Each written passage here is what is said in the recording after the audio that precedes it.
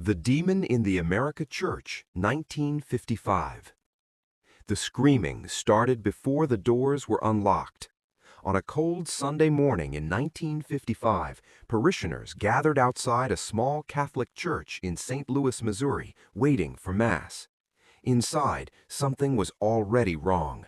The bells refused to ring, candles kept going out on their own, and from behind the heavy wooden doors came a sound no one could explain, a low, animal-like growl echoing through the stone walls.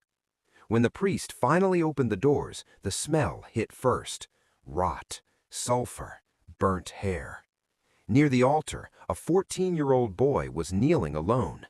His body was shaking violently. His fingers were bent backward at impossible angles. When he looked up, his eyes were black. No white, no pupil.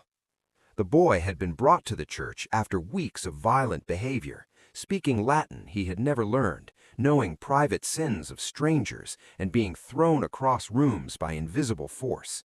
Doctors failed, psychiatrists gave up, so the church tried something else. As the priest began prayers, the boy laughed. Not a child's laugh, a deep, layered voice, as if several mouths were speaking at once. "You have no power here. This is my house now."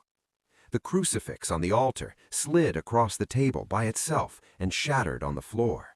Witnesses later said the boy's skin raised with scratches, words carving themselves into his chest. "Hell, leave." When holy water touched his forehead, he screamed so loud the stained glass windows cracked. He was lifted off the ground for several seconds, no ropes, no hands. One nun fainted, another ran screaming from the church and never returned to religious life again. After hours of prayer, chanting, and silence so thick it felt alive, the boy collapsed. His body went limp, his eyes cleared.